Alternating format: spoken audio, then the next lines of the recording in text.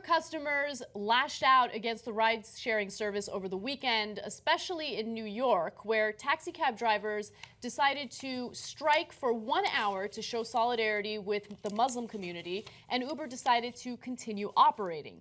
Now, they continued operating even despite the fact that the strike was happening, but they did get rid of their surge pricing, which is automatically added whenever there's a big event and there are few drivers out on the road, okay? So it's automatically triggered. They decided to go ahead and get rid of the surge pricing so those who wanted to travel to the protests at JFK could continue to do so. But people were livid about that. So on Saturday, the New York City Taxi Workers Alliance called for a temporary halt, 1 hour long, 2 rides heading to JFK Airport. The Alliance, which is not a union but a cab driver advocacy group, sought to rally drivers in support. Now, the company, that's Uber, announced shortly after 7:30 p.m., when the strike was over, that it would temporarily suspend surge pricing in recognition that demand would be unusually high. But people were livid about it anyway. They're like, look, you guys should have striked along with these cab drivers to show solidarity. How dare you do this? But I don't know. I'm kind of on the other side of the argument. So I'm really curious to hear, where you stand, and then I'll give you my reasoning. Yeah, well, first of all, I thought we all had to agree here and do lib orthodoxy. Yeah, totally. So let me go with the party line. No. So first off, Uber gets in trouble every time there's surge pricing. Part of the reason they do surge pricing is because it motivates other Uber drivers to get on the road to meet the demand. The other reason is to make money. So let's just be clear about that.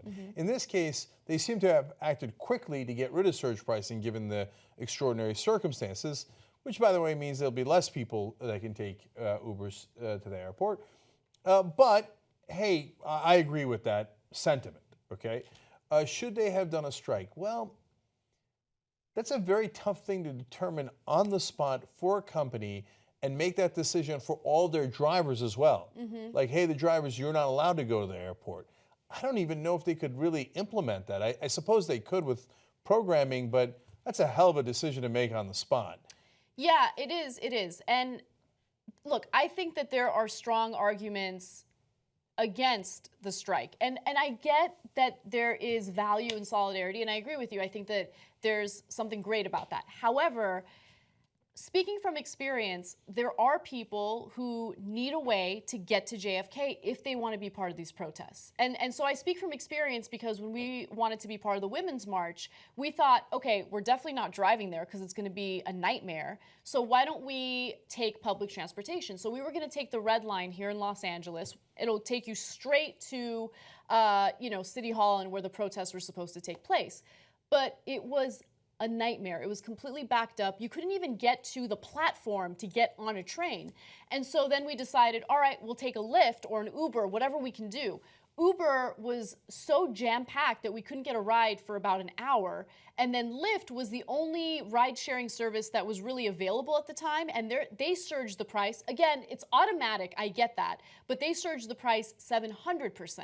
So it would have cost $100 to travel from Hollywood, where we were, to downtown. It's like not even that far. So, look, part of the point from that is that in the airport ban, Lyft is considered the good guys because they jumped in and offered to donate $1 million to the ACLU. Right. But when they do the surge pricing on the Women's March in LA, it's not because they hate women. It's just that that's what the market is calling for. That's the market, and that is how their business model is set up. And I understand a lot of the drivers have to go through quite a bit to go back and forth to get protesters to where they want to go. But what I'm trying to say is, look, I was lucky because I live in Los Angeles where you're forced to drive everywhere. So I had the option of driving my own car to the protest. And being part of that protest was important to me. For many people going to JFK over the weekend, being part of that protest against Donald Trump's Muslim ban, essentially, was important to them. So having that ride-sharing option, I think, is valuable for some people. I don't know. Again, speaking from my personal experience, I understand the people who are angry, but try to see the other perspective as well. So they did hashtag delete Uber, et cetera. No, I'm with you, Anna. So let's just look at it this way. If you say, hey, credit to the New York City Taxi Workers Alliance, I agree with you. I think it's a great statement to make. And, whether it blocks people from getting to the airport or even getting to the protest, it's still a nice symbolic move that makes us feel like we're in solidarity with one another. But if everybody stops going to the airport, then you can't get to the protest either. Right? Exactly. And so I think that you can applaud the people taking action without hating the people that are not taking action or that are not taking the exact action that you wanted. So I'm not, look, and let's get real. One of the reasons why Uber is getting targeted is because of context. And the context is their CEO is one of Trump's economic advisors. Yeah, and by the way, I think that the criticism regarding these Silicon Valley CEOs working as Trump advisors is worthy criticism. I have no problem with that. I hate the argument that some of these CEOs are making where they're like, yeah, but if we're one of his advisors, maybe we can sway him in the right direction. No, he won't even take the advice of his own nominees. He doesn't care what they have to say. He plays by his own rules. He doesn't even care what federal judges have to say. So you're not going to sway Trump in one way or another. I think that it's a little more effective if you openly speak out against his policies, which, by the way, the CEO of Uber did do.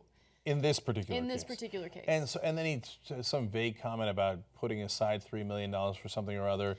Let me give you the details of that. So they're pledging, Uber is pledging $3 million to help pay for the legal defense of any Uber driver who has been affected by these anti-Muslim policies. Okay, they're putting that money aside. Yes. All right, let's see how that goes. But look, I'm not saying that we're defending Uber largely in this case. So I'm giving you the context of it, and the Uber CEO is against the ban in this particular case. But I'm with Anna that you're not affecting Trump by being on the inside. Instead, what you're doing is you're legitimizing him, and he gets to say, you see, all these savvy businessmen agree with me.